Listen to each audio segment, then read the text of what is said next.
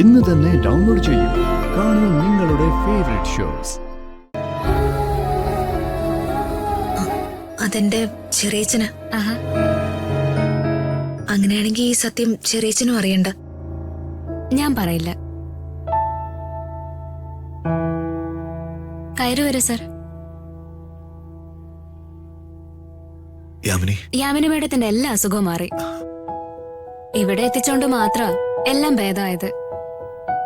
അല്ലെങ്കിൽ ഇതൊരു വളരെ സീരിയസ് ആയ സിറ്റുവേഷനിലേക്ക് പോവായിരുന്നു. Thank you doctor. നന്ദി പറയേണ്ടത് എന്നോടല്ല, ഇവളോടാ, ഋതികയോട്. ഋതിക, 1 മിനിറ്റ്. ഇപ്പൊ വരാം.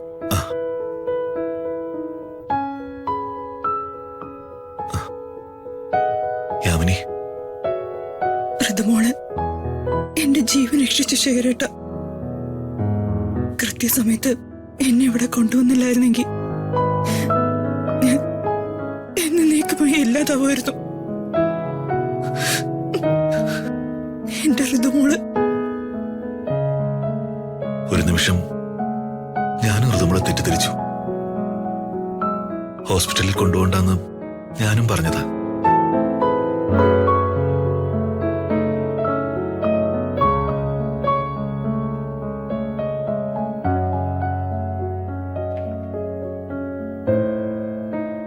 ഡോക്ടർ പോവാന്ന് പറഞ്ഞു. നമുക്ക് പോവാൻ ചെറിയച്ച. മോളെ, സോറി മോളെ. ചെറിയച്ചൻ എന്നോട് സോറി പറയുന്നോ? ഇതെന്താ ചെറിയച്ച? മോളി യാമിനിയെ ഹോസ്പിറ്റലൈസ്ഡ് ആക്കാൻ പോയപ്പോ ഞാനും ഒരു വട്ടം എതിർപ്പ് പറഞ്ഞതാ, വേണ്ടെന്ന്.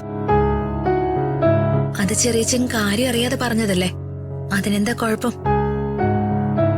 അത് സാരമില്ല, പോട്ടെ ചെറിയച്ച. പക്ഷേ ഇനിയെങ്കിലും ശ്രദ്ധിക്കേണ്ട ഒരു കാര്യമുണ്ട്. വീട്ടിൽ ആർക്ക് എന്ത് അസുഖം വന്നാലും ഡോക്ടറെ വീട്ടിൽ വിളിച്ചു വരുത്തി ചികിത്സിക്കാൻ നോക്കരുത്. ഹോസ്പിറ്റലിൽ കൊണ്ടുവരണം. നമുക്ക് വിശ്വാസമുള്ള ഡോക്ടേഴ്സിനെ കാണിക്കുകയും വേണം. ശരി മോളെ. പക്ഷേ ഇന്നെന്റെ മോള് വന്നില്ലായിരുന്നെങ്കിൽ?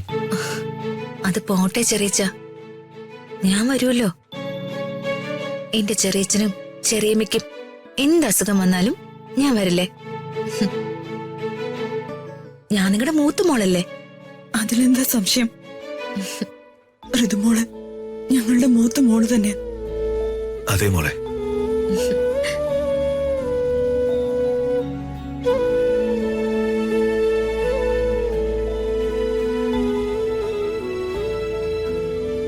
ശേഖരൻ സാറിനോടാ പറയാനുള്ളത്.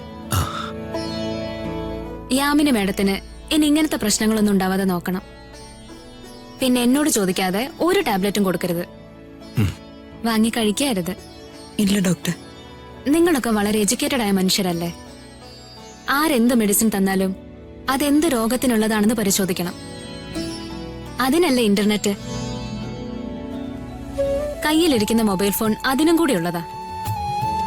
ടെക്നോളജി ഇത്രയും വളർന്നിട്ടും നമ്മൾ കാണിക്കുന്ന ഓരോ ബുദ്ധിമോശങ്ങളെ ഇനി ആവർത്തിക്കില്ല ഡോക്ടർ. ആവർത്തിക്കരുത്. അപ്പൊ ശരി, നീ എന്നെ വിളിക്കല്ലേ ഋതികെ? വിളിക്കാം സ്വാതി. ശരി.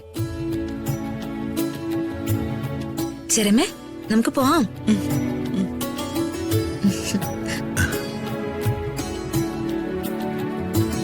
പകലേ